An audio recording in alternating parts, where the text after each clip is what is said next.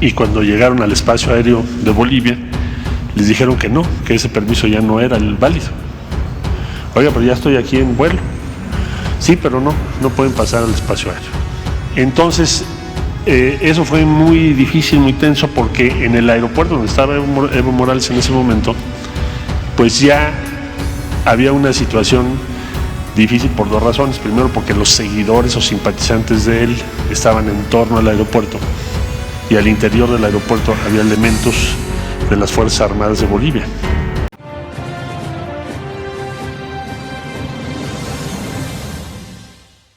Vamos a pedirle al secretario de Relaciones Exteriores, Marcelo Ebrard, que informe sobre el asilo al presidente Evo Morales. Con su permiso, señor presidente.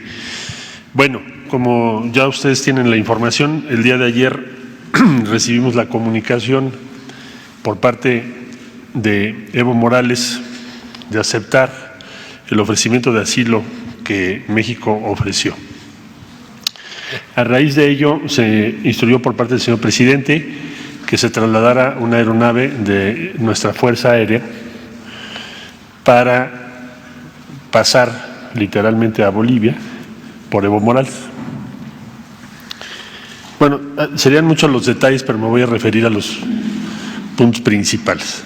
Ha sido como un periplo por diferentes espacios y decisiones políticas. En primer lugar, la ruta que se eligió fue a través de Lima, Perú. Se pidió autorización al gobierno de ese país, se nos otorgó. La aeronave bajó en Lima, Perú, como primer punto de contacto. Ahí tuvo que esperar porque para poder conseguir las autorizaciones en Bolivia correspondientes, pues ya se imaginarán ustedes el problema, en virtud de que están en medio de un proceso político muy complejo y entonces no está claro quién decide qué. Al final del día se otorgó el permiso por las autoridades competentes en Bolivia y se le dio instrucción a la aeronave que viajara. Despegaron de Lima y cuando llegaron al espacio aéreo de Bolivia les dijeron que no, que ese permiso ya no era el válido. Oiga, pero ya estoy aquí en vuelo. Sí, pero no pueden pasar al espacio aéreo. Entonces hubo que retornar a Lima. Ahí en Lima esperar varias horas para poder conseguir la autorización que finalmente, con la valiosa intervención de nuestra embajadora, del subsecretario de América Latina y del de la Voz, finalmente el comando de la Fuerza Aérea fue el que otorgó el permiso para que pudiéramos ir. Lo cual también dice quién tiene el poder ahorita en Bolivia. Entonces, pasó la aeronave, llegó al aeropuerto donde estaba esperándonos Evo Morales y la ruta que teníamos prevista para retornar pues era la misma, regresar por Lima, después sale a aguas internacionales y de ahí hasta México. Pero ya casi por salir, esto estoy hablando hora de México, ya alrededor de las 7:30 de la noche, el gobierno del Perú, por vía de su canciller, me comunicó que por valoraciones políticas se suspendía ese permiso para bajar en Lima a recargar combustible y retornar a México.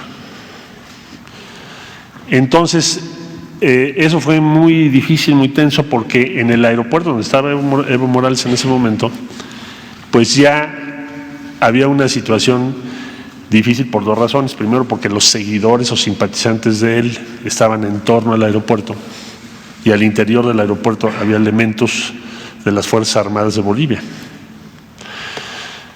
Entonces fueron un periodo de los de mayor tensión para nosotros.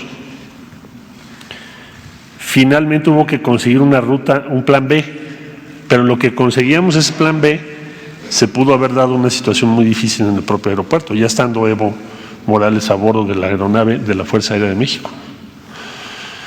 Fue el peor momento, por supuesto.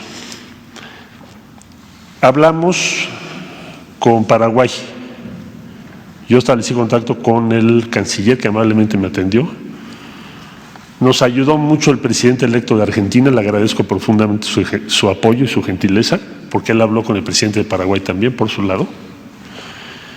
Y el canciller me dijo, no tenemos inconveniente en que vengan ustedes a la Asunción, vuele el avión a la Asunción y aquí recargue combustible y permanezcan las horas que sean necesarias en lo que ustedes hacen su trámite de autorización de espacio aéreo, porque entendemos la circunstancia en la que está, puede convertirse en una tragedia lo que está pasando. Entonces, amablemente, y le agradecemos mucho al gobierno del Paraguay, entonces nos concedieron esta autorización, pero ya se imaginarán ustedes que cada autorización requiere hablarle a alguien en la dirección correspondiente, mandarle los datos, sacar el permiso, llámeme ahorita en un momentito, y eso es normal en todos los países. Entonces, eso prolongó todavía más. El general que viene a cargo de la aeronave es un agente excepcional. Estamos muy agradecidos con la Fuerza Aérea de México, siempre su profesionalismo impresionante, una sangre fría, fuera de serie, y también habilidad para poder dialogar con la contraparte en ese momento tan complicado, ¿no? Volvió a intervenir la embajadora y finalmente logró que de nuevo la Fuerza Aérea de Bolivia nos permitiera salir, porque ya no nos iban a permitir salir. Ahora sí que por un milimétrico espacio se dio la salida. Ya saliendo de Bolivia, llegaron a Asunción, de ahí volver a hablar con Perú y decir, bueno, no vamos a bajar a recargar combustible, pero déjenos cruzar su espacio aéreo de regreso. Entonces hicieron las consultas correspondientes y me habló el canciller y me dijo, sí estamos de acuerdo con eso, pasen por nuestro espacio aéreo. Luego, hablar con el canciller del Ecuador para decir, oye, si necesitamos recargar combustible, ¿podemos bajar en Guayaquil? Consultas, me dijo, sí pueden bajar en Guayaquil para recargar combustible, si es necesario para ustedes. Se tramitaron los permisos, luego volvemos a hablar a Bolivia y nos dicen, no, fíjate que ya no te vamos a dar permiso de volver a cruzar el espacio aéreo de Bolivia. Es decir, para volar de Asunción hacia Perú, tienes que cruzar el espacio aéreo de Bolivia. Y ya no, y además ahorita ya es muy tarde, porque allá van horas adelante. Entonces, como no se puede cruzar Bolivia, ¿cuáles serían las alternativas? Entonces, amablemente, el embajador de Brasil nos dice, en La Paz, nos dice, si quieren, yo les ayudo. Después hablamos con el embajador de México en Brasil, el embajador Piña, y en la madrugada consiguieron milagrosamente casi, y también agradecemos al gobierno de Brasil, el permiso para poder volar en el espacio aéreo de Brasil en la línea fronteriza entre Bolivia y Brasil, y de ahí salir a Perú. Esa era la ruta, y de Perú cruzar el espacio aéreo de Ecuador, ya no bajar en Guayaquil, y seguir hasta la Ciudad de México, porque la autonomía de ese avión son aproximadamente 11 horas de vuelo. Entonces, como teníamos ya recargado con combustible, dijimos, pues ya no bajemos, porque está siendo muy complicado el permiso. Bueno, dado el permiso entonces de Brasil, la autorización de Perú y la autorización de Ecuador, al fin despegó el avión al filo de las 2 de la madrugada, hora de México. Va volando desde entonces. La última vicisitud que nos refieren es que hubo que rodear Ecuador, porque ya estando en vuelo, les dijeron que no les permitían sobrevolar el espacio aéreo y que lo iban a revisar. Esto ya en la madrugada. Entonces hubo que rodear para entrar a aguas internacionales y poder, en aguas internacionales, continuar el vuelo. En estos momentos están en eso. Eso va a provocar otro retraso de aproximadamente un poco más de 1 hora, hasta donde tenemos información ahora vía la Fuerza Aérea. Ya ese vuelo en su mayor parte transcurrirá pues en aguas internacionales, así que no esperaría yo más contratiempos. Es como un viaje por la política latinoamericana, cómo se toman las decisiones y los riesgos que se corren. Bueno,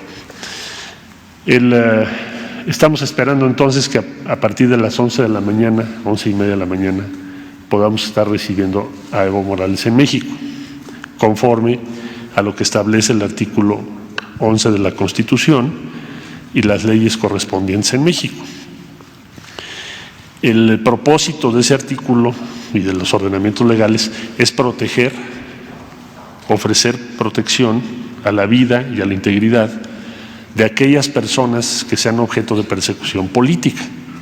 Así lo dice la Constitución. Y así lo ha ejercido México durante décadas. Bueno, desde el siglo XIX. O sea, ya serían siglos. Entonces, esperamos que a esa hora aproximadamente esté por acá. Ya él dará su versión de los hechos, no le corresponde al Gobierno de México dar la versión de por qué tomó las decisiones que tomó. Esas le corresponden a él, en su esfera, sus posiciones, sus convicciones, sus proyectos. La única obligación que tendrá en México, por supuesto, pues es respetar la Constitución y las leyes de México.